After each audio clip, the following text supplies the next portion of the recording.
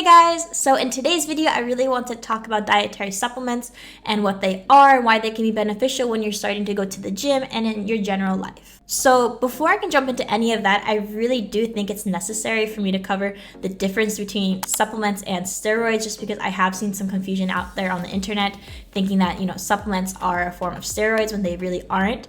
The best way to think of a supplement is sort of a dietary supplement. So when you're not able to get a proper intake of whatever supplement you're taking in your natural diet. So an example of a supplement that a lot of people are taking and they might not know it's a supplement would be vitamins, like vitamin D, vitamin C. This is just general things you're taking for your health. These are all very nutritional.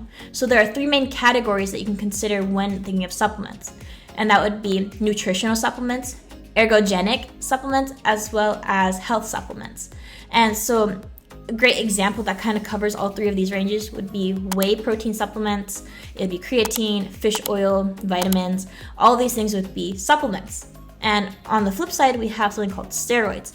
And what this is kind of like a hormone shot. The most common would be like a testosterone shot, and that's going to enhance your hormone levels. And so something like a testosterone shot would get you into an anabolic sort of environment where your body has an influx of hormones, and so it's able to do these things it normally wouldn't, because that's not its normal levels of hormones. So this is definitely really playing with your body's chemistry, and there are a lot of detrimental effects to this. You see a lot of famous bodybuilders taking these steroids.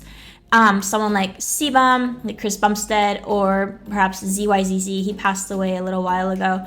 But there are a lot of detrimental side effects to this. Like, I know somebody, he was taking steroids for a while and now he has sleep apnea, and a lot of other bad things can come from taking steroids or injecting steroids. Another big thing to know what a steroid is generally you can't take it in as a nutritional supplement. You would have to inject it. And I think already right there, if you're willing to inject something into your body for a look that you could really achieve by waiting it out and just being consistent, that's already a bad sign. In general, stay away from steroids. Supplements are okay, but steroids, you just really want to avoid them. And so now that I've covered kind of the difference between steroids and supplements, I want to talk about four big ones that you see in the community, two of which I think anyone can start taking, and the other two I would really recommend once you've gotten into the swing of things and you're really interested in the gym, you're lifting weights, and you're going to stay with it consistently. And all four of these I have either tried, or one of them I am planning to try. I haven't had the chance to go out and get it. Now that I'm making this video, I'm probably going to put in my order for it, and I'm going to start taking it as well.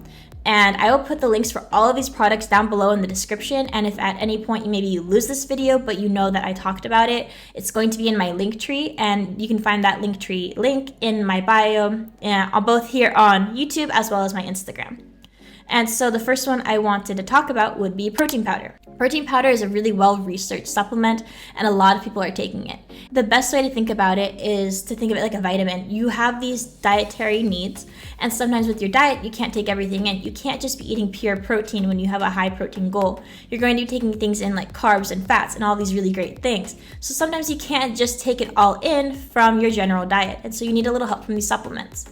And so my personal favorite would be Isopure. Isopure, it has only two ingredients, which is the whey protein isolate as well as soy lecithin. And lecithin is used for emulsifying as well as flavor enhancement, but this one is unflavored, so it's really just there to emulsify.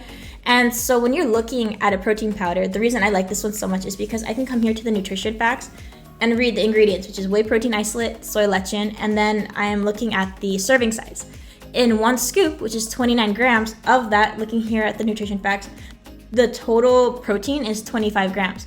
There's only a 4-gram discrepancy, and that comes from the soy lecithin. So honestly, I am really okay with that. The best thing you can find when looking at a protein is for the serving size gram to be as close as possible to that protein content.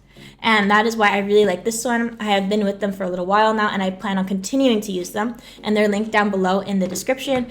They are a little more pricey, but for me, as I know it's clean and I know I'm getting like the best bang for my buck, so I am okay with investing in it. And to be honest, this tub, and I use it not just for myself, but for my sister and her boyfriend when they work out with me, it lasts me a while. I've had this for a little over a month now, and I'm like maybe halfway through.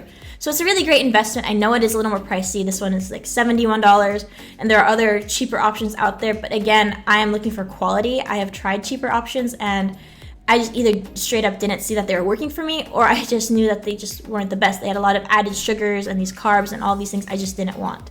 This Isopure is not only sugar-free, but it is also carb-free. And so now the second one I want to talk about is collagen, which I also have right here. I've been a fan of the Vital Proteins collagen. I've been using it for a little while now, maybe like 6 months. And collagen, I think a lot of people have this notion that it's really for women because it does have a lot of benefits for hair, skin, and nails.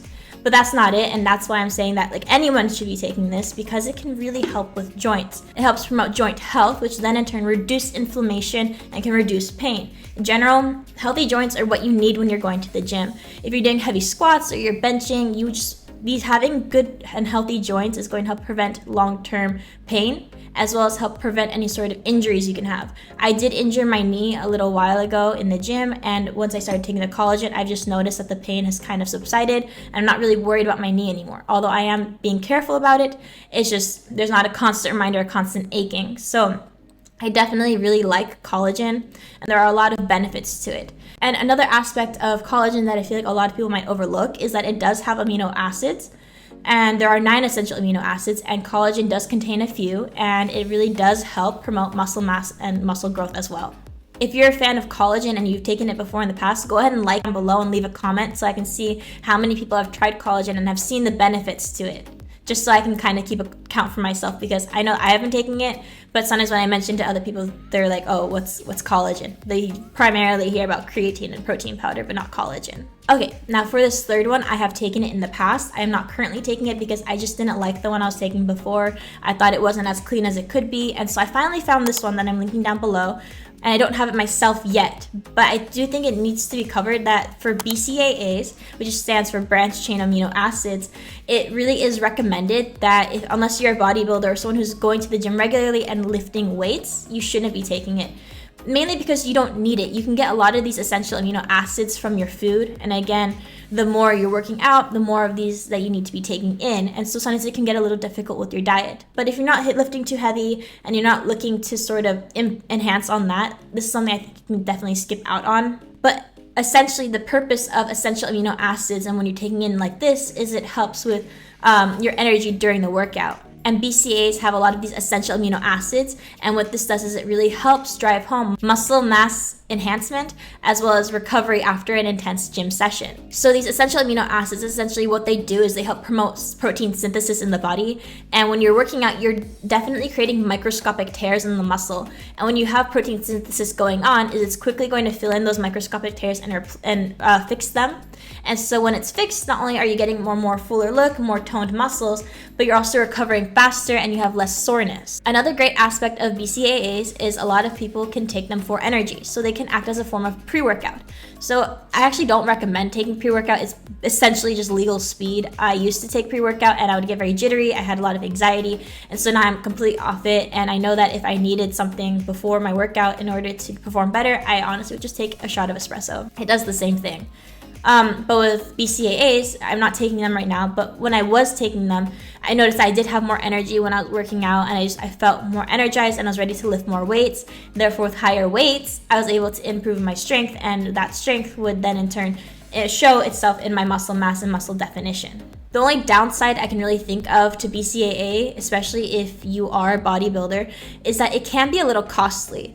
It does tend to be a little more on the pricey side, so the one I have linked below is about $39 for a tub. And something else I think I should mention is that essential amino acids, you can find them in your food. There are 9 of them, and BCAAs typically contain only 3.